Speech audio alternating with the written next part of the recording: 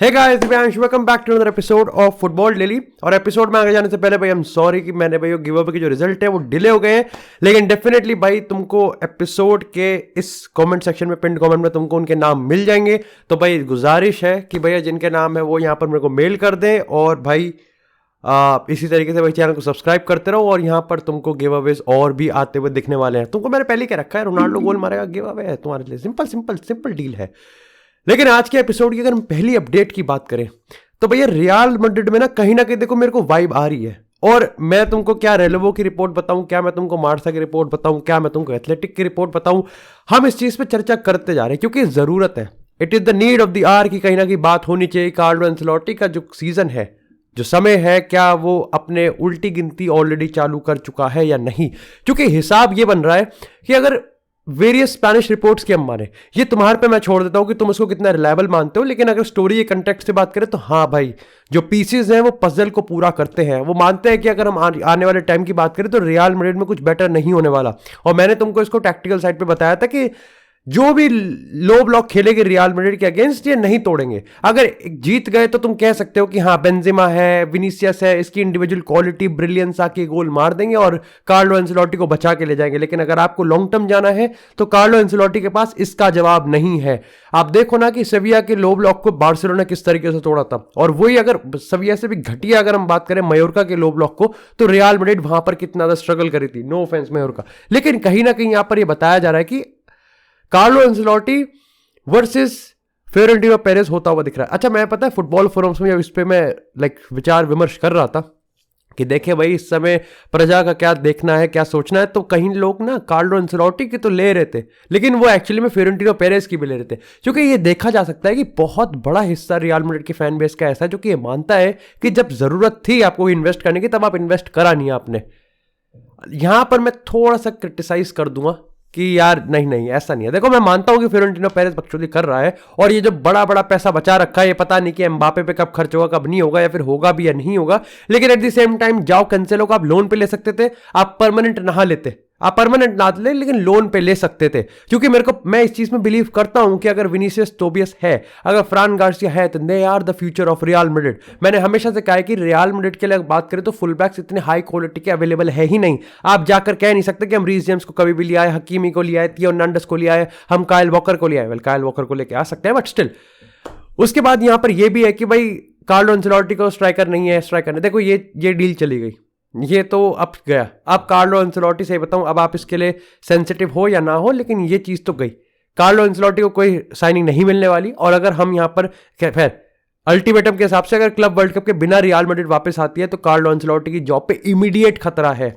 इसके साथ ये खबर भी हमको देखने को मिली कि अगर हम बात करें राव गोंजालेस की, तो उन्होंने भैया लीड्स यूनाइटेड की जो जॉब है उसको ठुकरा दिया है। ऐसे में कहते हैं कि कार्लो एंसेलोटी के जाने के बाद अगर डूबती नैया को स्टेबल करने की बारी आएगी तो राव को बुलाया जाएगा।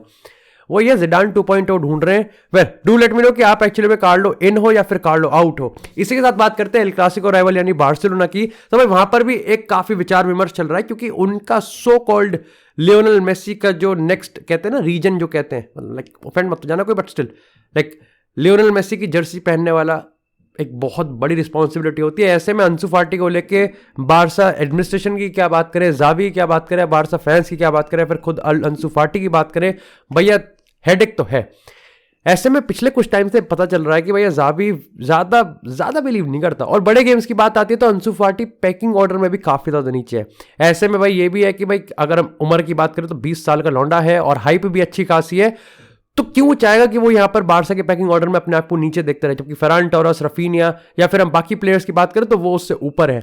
ऐसे में अंसु फाटी अपना फ्यूचर डिसाइड कर सकता है, और बार्सिलोना ये मानते हैं कि हम इमीडिएटली सेल नहीं करेंगे और हम फोर्सफुली सेल भी नहीं करेंगे, हम सिर्फ तभी सेल करेंगे जब एक्चुअली में अंसु फाटी खुद कहेगा कि हाँ अब मेरे को भैया अपना फ्यूचर कहीं और देखता हूं। ऐसे में बारसा के बहुत सारे रिपोर्ट्स ने ये माना है कि मैनचेस्टर यूनाइटेड उस पर काफी टाइम से टैब्स रख रही है, और ये हो भी सकता है कि इवेंचुअली मैनचेस्टर यूनाइटेड उसको खरीद भी ले, लेकिन जो प्राइस टैग है वो 100 मिलियन यूरोज है। यही बात है यार, पता है बार्सिलोना के साथ इस समय नेगोशिएट करने की दिक्कत यही है कि आप इस समय उनको देखो, बारसा गलत नहीं है, बारसा को पता है कि उन पे ज्यादा वैल्यूएबल एसेट्स नहीं है, और एसेट है तो ये अंसु फाटी, रफीनिया जैसे कुछ प्लेयर्स हैं। ऐसे में इनको जिसको वो सेल कर सकते हैं, ऐसे में एक आधा मौका ही मिलेगा और उसको बारसा छोड़ेगी नहीं। खैर, डू लेट मी नो कि आपको लगता है कि अंसु फाटी अगर आप एक बार को रीसेंसी बायस हटा के भी देखो, उसके पोटेंशियल की बात करें तो 100 मिलियन यूरोज इस समय कोई देने के लिए तैयार है।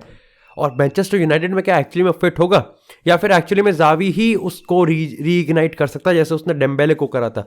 इसी के साथ अगर बात करें यहाँ पर अब थोड़ी सी क्रिस्टियानो रोनाल्डो की, तो भाई रियो फर्डिनेंड, जिसको हम कह सकते हैं कि यहाँ थोड़ा रोनाल्डो की टीम में रहते हैं, उन्होंने हाल ही में अपने एक इंटरव्यू में चीज कहा कि यार मेरे हिसाब से ना, अगर तुम ये कहोगे कि ब्रूनो फर्नांडिस की परफॉर्मेंस बहुत ज्यादा बेटर हुई है क्रिस्टियानो रोनाल्डो के बाद, हाँ मैं मानता हूं, इस पर तो मैं भी मानता हूं।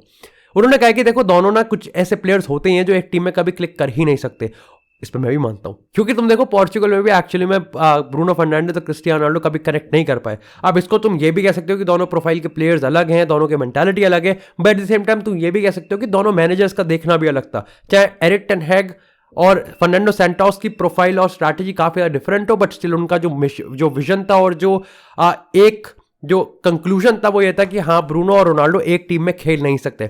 उन्होंने चीज कहा कि देखो क्रिस्टियानो रोनाल्डो एक ऐसा प्लेयर है, जब वो आपकी टीम में रहते हैं ना तो आपके पास एक प्रेशर होता है और आपको एक टास्क भी दिया जाता है कि you have to find Cristiano Ronaldo जिसको वो उस चांस को बरी कर सके। उन्होंने कहा है कि ऐसा कहीं ना कहीं अगर ब्रूनो फर्नांडिस की बात करें तो वो भी है, ऐसे में ब्रूनो और रोनाल्डो एक साथ खेल नहीं सकते, क्योंकि ब्रूनो भी यही चाहता है कि आप उसको ढूंढो, आप उसके थ्रू गेम बनाओ और वो लीड करेगा इस यूनाइटेड की लाइनअप को। तो हिसाब तो है। खैर इसी के साथ अगर हम बात करें यहाँ पर डेमायरल की, तो तुमको पता है भाई काफी अनफॉर्चुनेट इंसिडेंट हुआ है टर्की में, जहां पर 2 बैक टू बैक अर्थक्वेक आए और काफी हाई मैग्नीट्यूड के आए हैं। ऑलरेडी हम देख रहे हैं कि इतने लॉसेज यहाँ पर हो चुके हैं। एक काफी ब्यूटीफुल जेस्चर हमको मेरे डेमायरल की तरफ से देखने को मिल रहा है, जहां पर क्रिस्टियानो रोनाल्डो की साइंड जर्सी को ऑक्शन में डाल रहे हैं एक चैरिटी में, और जिससे जो पैसा जनरेट होगा वो यहाँ पर उन विक्टिम्स या फिर एनजीओज या फिर उस कुछ मदद कर सकते हैं उस पैसों की। तो ये काफी सही जेस्चर है, एंड विल प्रे कि भाई जितनी जल्दी हो सके उतनी जल्दी ये चीजें ठीक हो। कहने का टाइमिंग मेरे को पता नहीं है, मेरे को लगता है कि यार नेचर से खिलवाड़ अब हमको नहीं करना चाहिए, सीरियसली नहीं करना चाहिए, क्योंकि चाहे हम यहाँ पर जोशीमठ की बात करें, चाहे हम बात करें, खैर मैं रवीश कुमार की बन रहा हूँ, बट स्टिल मेरे दिल से बात है कि यार नेचर के साथ नहीं खिलवाड़ करना चाहिए। But rest in peace, and I really hope कि भाई जल्दी से जिस चीज़ें वो ठीक हो जाए from the bottom of my heart. लेकिन इसी के साथ यार बात करते हैं अब थोड़ी सी लियोनेल मेसी की। तो भाई जहां लियोनेल मेसी के इर्द गिर्द ये बहुत अनसर्टेनिटी चल रही है कि भाई कॉन्ट्रैक्ट साइन होगा या नहीं होगा, पीएसजी के साथ जाना चाहिए, बार्सा के साथ जाना चाहिए, इंटर के साथ जाना चाहिए, ऐसे में यहां पर एक पीएसजी के फॉर्मर स्ट्राइकर ने बात तो चूतिया वाली गई है, लेकिन सोचने पे मजबूर तो एक बार करती है। उसने कहा है कि पीएसजी का लियोनेल मेसी को कॉन्ट्रैक्ट दे रही है ना तो बुलशिट है, देना ही नहीं चाहिए, मतलब देना ही नहीं चाहिए। भाई भाई भाई में स्वाद देखो, मतलब बार्तोमो वाला कॉन्फिडेंस है, पिटेगा है तो बाहर। खैर इसमें तुम्हें बताऊंगा पर्पस क्यों है मेरा ये स्टोरी डिस्कस करने का तुम्हारे साथ व्यूज के अलावा। देखो ऐसे में उसने ये चीज कहा है कि लियोनेल मेसी ये एलिगेशंस भी थे, पता है, ये ओपिनियन के साथ साथ ना मेरे को एलिगेशन ज्यादा लग रहे थे। उसने आगे देखो लियोनेल मेसी पे इतना पैसा खर्च करने आप करोगे, उसको 1 साल के लिए रोकोगे और इतना भरकम पैसा दोगे, कहीं ना कहीं आप इसको लॉन्ग टर्म में यूज कर सकते हो। अच्छा आप अपने स्क्वाड बिल्डिंग कर सकते हो, आप यहाँ पर उसने कहा कि आप मेसी, नेमार, एम्बापे तीनों को पहली बात तो संभालना बहुत महाभारत है, उसमें भी आप पैसे दोगे तो ये तो आप कहीं और भी लगा सकते हो, आप प्लेयर्स को रिक्रूट कर सकते हो, आप squad building long term plan के हिसाब से कर सकते हो। अब आते हैं एलिगेशन पॉइंट पे। उसने कहा कि लियोनेल मेसी लगता ही नहीं है कि वो पीएसजी में खेलता है, उसका मन ही नहीं करता, वो पीएसजी के फैंस को ग्रैटिट्यूड नहीं दिखाता है, जबकि जब भी वो गोल मारता है तो पूरा स्टेडियम उसका मेसी का चैंट करता है, लेकिन कभी वो जेस्चर नहीं दिखाता है, कभी वो क्लैप नहीं करता है, कभी वो ताली नहीं बजाता है, कभी वो अपने ड्रेसिंग रूम में चले जाता है और कभी वो सर उठा के देखता भी नहीं है कि हाँ पीएसजी फैंस को मैं यहाँ पर थोड़ा सा वैल्यू करूं। डेजा वू हो रहा है रोनाल्डो वाली स्टोरी का। पता है मेरे को पसंद नहीं है कि किसी का जो रिसेप्शन है और किसी का क्या बिहेवियर है, क्या जरूरी है क्या फोर्सफुल करना। भाई लियोनेल मेसी अभी मैं पता है स्टोरी बताता हूँ, क्योंकि हाल ही में जो पीएसजी अल्ट्रा के कोई प्रेसिडेंट है या फिर किसी ने उन्होंने इंटरव्यू दिया था और उन्होंने अपनी गलती मानी है। उन्होंने माना है कि नेमार के रिगार्डिंग उन्होंने बहुत हार्श बिहेवियर करा है, और अगर ऐसा होता कि मेसी के रिगार्डिंग तो वो वहां पर उसको जरूर बोलते, लेकिन उन्होंने नहीं बोला। खैर ये वैसे डू लेट मी नो, वैसे एक चीज तो मैं एग्री करता हूं कि यार लगता तो है, देखो ये बात तो है कि मेसी की परफॉर्मेंस पीएसजी में फाड़ आ रही है और इस समय मेसी को पीएसजी में रुकना पड़ता है, लेकिन दिल तो मेसी का पीएसजी में मानता भी नहीं है। ऐसा लगता तो है कि हाँ यार ये at the end of the day Messi कभी सूट ही नहीं करता उस पीएसजी की जर्सी में। भाई पीएसजी के फैंस भैया हाथ जोड़ के माफी मांग रहा हूँ, ऑफेंड मत हो जाना। फिर अगर नेमार की बात करें तो जिस तरीके से लग रहा है कि पीएसजी फैंस नेमार पे भी सेटल हो रहे हैं, ऐसे में चांसेस बहुत मुश्किल है कि नेमार भी ट्रांसफर मार्केट में हमको मूव ऑन होता हुआ दिखेगा। भाई पीएसजी के लिए इट्स अ डिलेमा, क्योंकि अगर हम प्रीमियर लीग की बात करें, जिससे मैनचेस्टर सिटी पे घास गिर रही है, पीएसजी का अगला नंबर है, क्योंकि वेज बिल की बात करें तो लगभग 700 मिलियन वेज बिल है इनका। और ऐसे में मेसी का कॉन्ट्रैक्ट रिन्यू होगा तो पैसा और बढ़ाया जाएगा, और एम्बापे को ये जाने देंगे नहीं, और नेमार का जाना लगता नहीं है। मुश्किल है भाई, पीएसजी के लिए मुश्किल है, और कैसे निकलेंगे हु नोज।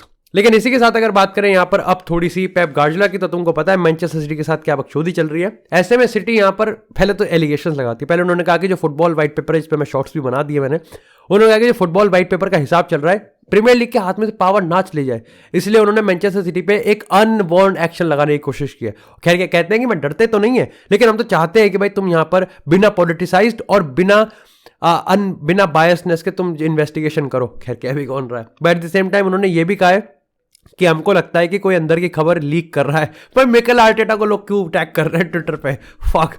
लेकिन इसी के साथ उन्होंने ये भी चीज़ काफ़ी हमको स्टोरी देखने को मिल रही है कि पेप गार्डियोला जो कि डट के खड़े रहते हैं और ताल ठोक के कहते हैं कि भैया मैनचेस्टर सिटी की अगर हम बात करें तो वो तो सच है, और अगर मैनचेस्टर सिटी झूठी निकली तो मैं यहाँ से मूव ऑन कर जाऊंगा। और तुम बिलीव नहीं करोगे, इस समय अगर मार्केट मूड की बात करें और अगर बैटिंग आउट की बात करें तो पेप गार्डियोला एक्चुअली में लॉन्ग टर्म देखने को मिलता नहीं है मैनचेस्टर सिटी में। हाल ही में उन्होंने 2025 तक अपना कॉन्ट्रैक्ट रिन्यू करा था, लेकिन कईयों के हिसाब से पेप गार्डियोला इसी समय ट्रांसफर विंडो में मैनचेस्टर सिटी से मूव ऑन करते हुए दिख सकते हैं, जिसमें सबसे पहला नाम आता है यहाँ पर बार्सिलोना का, मेरे हिसाब से बिल्कुल नंगा नो है, जिंदा नो है। इसी साथ दूसरा नाम आता है यहाँ पर न्यूकासल यूनाइटेड, जो कि लिटरली हो सकता है।